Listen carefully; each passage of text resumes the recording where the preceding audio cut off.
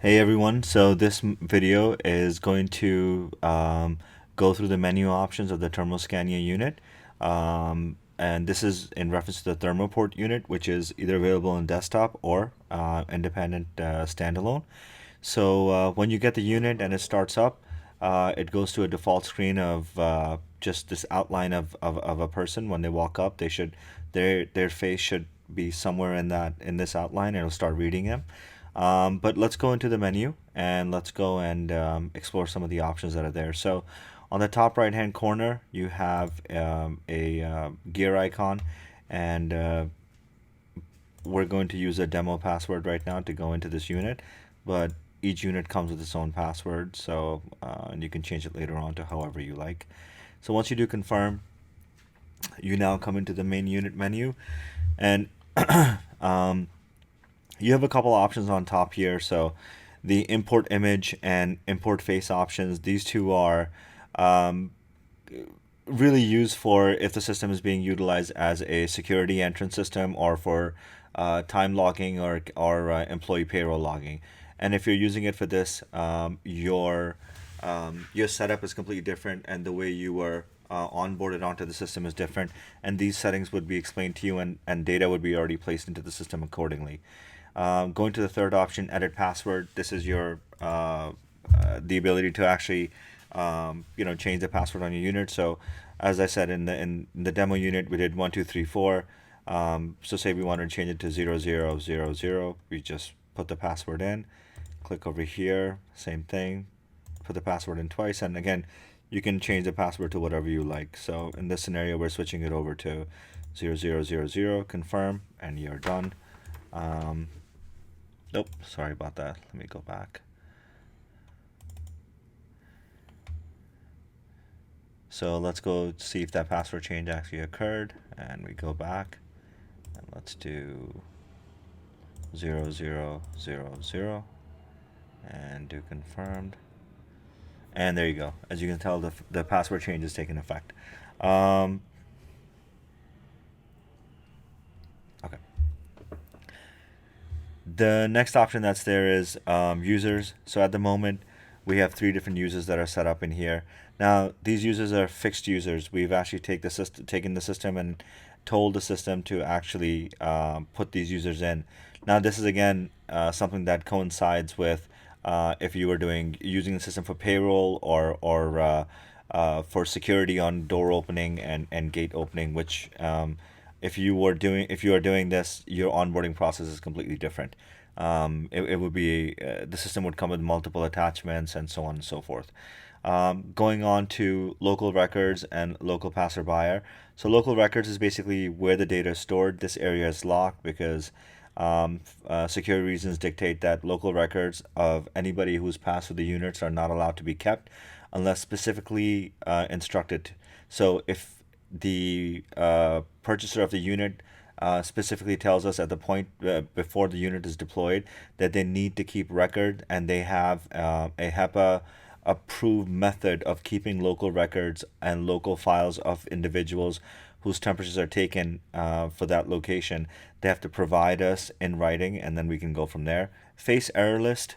This is essentially when the system can't read somebody's face, so it starts keeping a record as a face error list.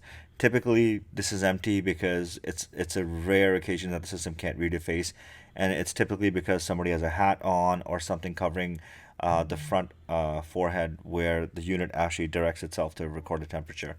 Um, Local record, local record is basically the unit keeping a record of anybody who's gone through, be it approved as far as temperature reading is normal, or failed because the temperature reading is above what's considered normal by CDC standards.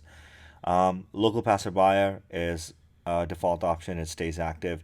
It's essentially the unit is just capturing anybody who's walking past it. So this stays on by default because the camera needs that. Heartbeat switch is always on by default as well. It's a parameter that's needed when measuring temperature. So turning this off reduces the accuracy of the unit. It should always be left on. The interval level 3 is also a default measure, should not be tampered with. It should remain where it is. The server URL for the cloud storage, if an organization would like to have this all of the images sent to a remote server, they have to provide us a secure HTTPS secure server with HEPA guidelines approved that the unit is allowed to transmit data to an outside location where the data can be kept. The default URL that's here, it's what we call a dead terminal, dead node. So the information doesn't go anywhere. It terminates within the unit. So there's no place for it to go. In the control mode options, you have enable IC card, enable human witness comparison, enable two-in-one reader, enable relay mode, validity period. All of these options are options which are enabled when the system is used in conjunction with an additional security system or an enhanced video surveillance system. If you wanted to utilize the system for door entry, you could utilize the system for door entry using the IC card and the reader option as well. So the system has the capability of integration into door entry system and security systems as well. Face recognition parameters. So recognition threshold, ASSAY, live detect threshold. These are all parameters that are set to capture the most broad spectrum of faces that come in front of the unit. By default, we can't predict who's going to be coming in front of the unit. So these settings are the most let's just say broad in being able to read anybody's face who comes in front of the camera. The only time they're actually touched or modified is if you have certain parameters that need to be met as far as a location that may be that may have like hazard suits that need to be kept on or whatever the case is. So by default, the temperature should not the parameter should not be tampered with. Broad parameter options.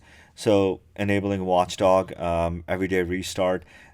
These are all options that are there. So enable watchdog essentially allows the unit to act like a watchdog. It has a come to life function where when it senses movement, it comes to life. Again, these things are all a part of integration into a larger surveillance or security system or door entry system. Everyday restart basically cleanses the memory of the system to assure that all of the call logs that were recorded for that day are depleted and the unit starts fresh every single day. Reboot time is just a system default.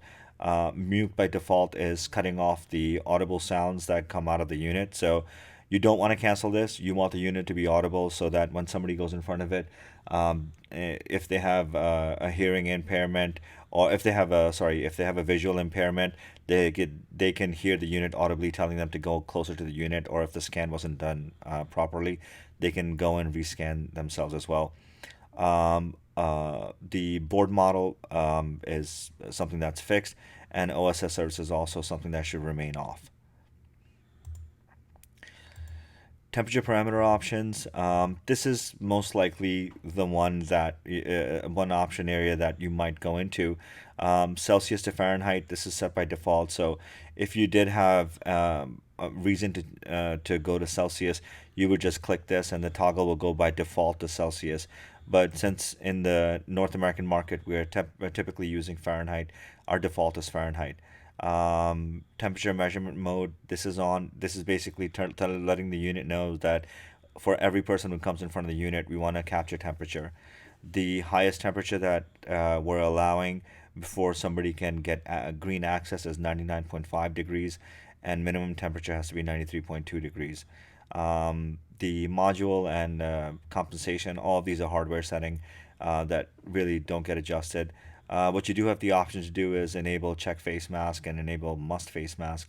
In enable check face mask, what will happen is that the unit will actually give a prompt to somebody who is not wearing a face mask that they should have the face mask on.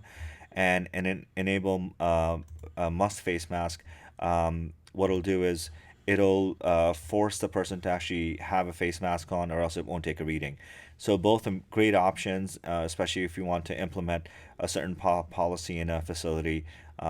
Use as you would, depending on what your visitor policy or employee policies are.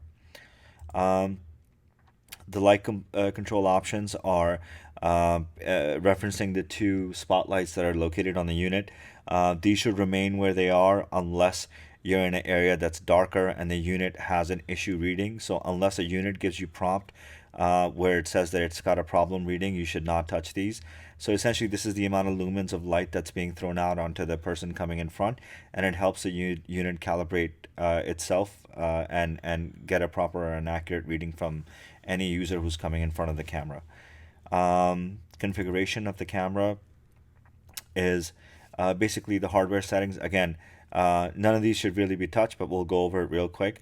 Camera direction is when it says direction is back, because we're using a secondary device, which is a thermal imaging camera. We've taken the back camera and used that axis, so that's why it says back. Preview direction 270 degrees. This is what gives you that portrait view of the camera screen. And flip and transverse are something that we don't really need to reference. It's only if the unit's mounted in an area where the camera is facing one way and the unit's facing another way. Um, the configuration of the camera is again. Sorry, we just went over that. The close gate time is also referencing the security option. So if you were to use this with a security system, when a face is recognized and the face is matched to a logged or authorized user, this is the amount of seconds. Essentially, let's say a buzzer would go on for the door to open for somebody to pass through. So this is just time controlled for that. Custom text field. So this allows you to add couple of different options. Again, if you're integrating the unit with a security system. Start LED, end LED, integral point. Again, these are with security system settings. Center weight is also a security system as well. Save certification image. Again, if this was being used as a payroll or a entry level, these are all options that coincide with that. So essentially, the unit, when being used as a temperature monitoring system, is really by default set up to capture the most broad spectrum of people coming to get measurements, and and you know it really doesn't need a lot of customization. Um, so at the last setting, going into enter system settings, you can actually go to the hardware itself and see all the other things that are there. If you wanted to enable Wi-Fi, you can enable Wi-Fi from here. You can also enable Bluetooth if you wanted to attach a Bluetooth mouse and keyboard for future purposes. You can do that as well. And it just kind of gives you the health. Really, all the defaults here are essentially not going to be used. Um, in the sound and notification, you can go and enable the sound or disable the sound. So for the moment right now, we have disabled the sound for a point of video, but there you go. You can hear the alarm volume should really be on a comfortable level. You can play with this a little bit and see what suits you guys well. But typically, this is the setting that the unit ships out with, right about here. So all the notifications are at a comfortable level where they don't become a nuisance in the area, in the lobby, or in the room. So that's really it, guys. These are all the options that are present in the unit.